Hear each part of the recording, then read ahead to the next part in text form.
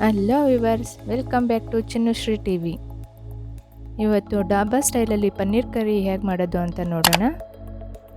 ಡಾಬಾದಲ್ಲಿರೋ ಥರನೇ ಟೇಸ್ಟ್ ಬರಬೇಕು ಅಂದರೆ ನಾನು ತೋರಿಸಿರೋ ಪ್ರೋಸೆಸ್ ಸ್ಕಿಪ್ ಮಾಡ್ದಿರ ಮನೇಲಿ ಮಾಡಿದ್ರೆ 100% ಡಾಬಾದಲ್ಲಿ ಮಾಡಿರೋ ಪನ್ನೀರ್ ಕರಿ ಟೇಸ್ಟೇ ಬರುತ್ತೆ. ಬನ್ನಿ ಈಗ ತಯಾರಿ ಮಾಡೋ ಪ್ರೋಸೆಸ್ ನೋಡೋಣ. ನಾನು ಈ ಕರಿಗೆ 200 ಗ್ರಾಮ್ ಪನ್ನೀರ್ ಯೂಸ್ ಮಾಡ್ತಿದ್ದೀನಿ. ಇದನ್ನು ಸಣ್ಣ ಸಣ್ಣದಾಗಿ ಪೀಸಿಗೆ ಕಟ್ ಮಾಡ್ಕೊಳ್ಳೋಣ.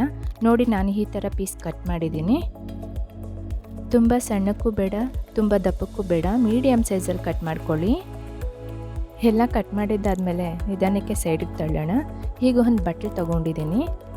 ಈ ಬಟ್ಲಲ್ಲಿ ಅರ್ಧ ಟೀ ಸ್ಪೂನ್ ಖಾರದ ಪುಡಿ ಹಾಕ್ಕೊತಿದ್ದೀನಿ, ಅರ್ಧ ಟೀ ಸ್ಪೂನ್ ಧನಿಯಾ ಪುಡಿನೂ ಹಾಕ್ಕೊತಿದ್ದೀನಿ, ಅರ್ಧ ಟೀ ಸ್ಪೂನ್ ಉಪ್ಪನ್ನು ಹಾಕ್ತಿದ್ದೀನಿ. ಅದ್ರ ಜೊತೆ 1/4 ಟೀ ಸ್ಪೂನ್ ಗರಂ ಮಸಾಲ ಹಾಕಿ ಚೆನ್ನಾಗಿ ಮಿಕ್ಸ್ ಮಾಡ್ಕೊಳ್ಳೋಣ. ಈಗ ಕಟ್ ಮಾಡಿರೋ ಪನ್ನೀರ್ ಕ್ಯೂಬ್ಸ್ ಹಾಕ್ಕೊತಿದ್ದೀನಿ. ಇದು ಅಂಟ್ಕೊಂಡಿದ್ರೆ ಸಪ್ರೇಟಾಗಿ ಬಿಡಿಸ್ಕೊಳ್ಳಿ, ಇಲ್ಲ ಅಂದರೆ ಉಪ್ಪು ಖಾರ ಅಂಟಲ್ಲ. ಇದನ್ನು ಟಾಸ್ಟ್ ಮಾಡಿಕೊಂಡು ನಿಧಾನಕ್ಕೆ ಮಿಕ್ಸ್ ಮಾಡ್ಕೊಳ್ಳಿ. ಚೆನ್ನಾಗಿ ಮಿಕ್ಸ್ ಆದಮೇಲೆ ಸ್ಟವ್ ಮೇಲೆ ಫ್ರೈ ಪ್ಯಾನ್ ಇಟ್ಟು 2 ಟೇಬಲ್ ಸ್ಪೂನ್ ಆಯಿಲ್ ಹಾಕ್ತಿದ್ದೀನಿ. ಎಣ್ಣೆ ಬಿಸಿ ಆದಮೇಲೆ ಪನ್ನೀರ್ ಕ್ಯೂಬ್ಸ್ ಎಲ್ಲ ಅದಕ್ಕೆ ಹಾಕ್ಕೊಳ್ಳೋಣ. ಇದನ್ನು ನಿಧಾನಕ್ಕೆ ಮಿಕ್ಸ್ ಮಾಡ್ತಾ 2 ನಿಮಿಷ ಫ್ರೈ ಮಾಡ್ಕೊಳ್ಳೋಣ. ಪನ್ನೀರನ್ನ ಜಾಸ್ತಿ ಫ್ರೈ ಮಾಡೋದು ಬೇಡ. 2 ನಿಮಿಷ ಫ್ರೈ ಆದಮೇಲೆ ಈ ಪನ್ನೀರ್ನೆಲ್ಲ ಬೌಲ್ಗೆ ತಗೊಳ್ಳೋಣ. ಅದೇ ಫ್ರೈ ಪ್ಯಾನ್ಗೆ 2 ಕಟ್ ಮಾಡಿರೋ ಈರುಳ್ಳಿ ಹಾಕ್ಕೊತಿದ್ದೀನಿ. ಇದನ್ನು ಫ್ರೈ ಮಾಡ್ಕೊಳ್ಳೋಣ. 50% ಫ್ರೈ ಆದರೆ ಸಾಕು.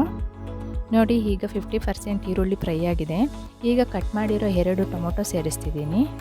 ಇದನ್ನು ಚೆನ್ನಾಗಿ ಫ್ರೈ ಮಾಡ್ಕೊಳ್ಳಿ. ಟೊಮೊಟೊ ಎಲ್ಲ ಸಾಫ್ಟ್ ಆಗಬೇಕು. ಈಗ ನೋಡಿ, ಟೊಮೊಟೊ ಎಲ್ಲ ಸಾಫ್ಟ್ ಆಗಿದೆ. ಫ್ಲೇಮ್ ಆಫ್ ಮಾಡಿ ತಣ್ಣಗಾಗಕ್ಕೆ ಬಿಡೋಣ. ತಣ್ಣಗಾಗಿದೆ.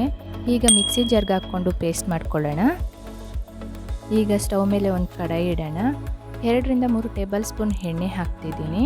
ಎಣ್ಣೆ ಬಿಸಿ ಆದಮೇಲೆ ಪಲಾವ್ ಎಲೆ ಹಾಕೋಣ.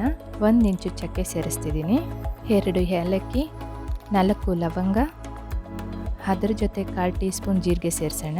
ಇದನ್ನು ಸ್ವಲ್ಪ ಫ್ರೈ ಮಾಡಿ ರುಬ್ಬಿಟ್ಕೊಂಡಿರೋ ಅಂಥ ಟೊಮೊಟೊ ಈರುಳ್ಳಿ ಪೇಸ್ಟ್ ಸೇರಿಸೋಣ. ಇದನ್ನೆಲ್ಲ 2-3 ನಿಮಿಷ ಫ್ರೈ ಮಾಡ್ಕೊಳ್ಳೋಣ. ಜಾಸ್ತಿ ಫ್ರೈ ಮಾಡೋದೇನು ಬೇಡ. ಮೊದಲೇ ಈರುಳ್ಳಿ ಟೊಮೊಟೊನ ಫ್ರೈ ಮಾಡಿರ್ತೀರಿ. ಇದನ್ನೆಲ್ಲ ಫ್ರೈ ಮಾಡಿದ್ದಾದಮೇಲೆ 1 ಟೀ ಸ್ಪೂನ್ ಶುಂಠಿ ಬೆಳ್ಳುಳ್ಳಿ ಪೇಸ್ಟು ಹಾಕ್ಕೊಳ್ಳೋಣ. ಇದನ್ನು ಹಸಿ ವಾಸನೆ ಹೋಗೋವರೆಗೂ ಫ್ರೈ ಮಾಡ್ಕೊಳ್ಳಿ. ಫ್ರೈ ಆಗಿ ಆಯಿಲ್ ರಿಲೀಸ್ ಆಗ್ತಿದೆ ಅನ್ನೋ ಟೈಮಲ್ಲಿ 1/4 ಟೀ ಸ್ಪೂನ್ ಅರಿಶಿನ, 2 ಟೀ ಸ್ಪೂನ್ ಖಾರದ ಪುಡಿ, 1 ಟೀ ಸ್ಪೂನ್ ಧನಿಯಾ ಪುಡಿ, ರುಚಿಗೆ ತಕ್ಕಷ್ಟು ಉಪ್ಪು, 1/4 ಟೀ ಸ್ಪೂನ್ ಜೀರಿಗೆ ಪುಡಿ ಸೇರಿಸೋಣ.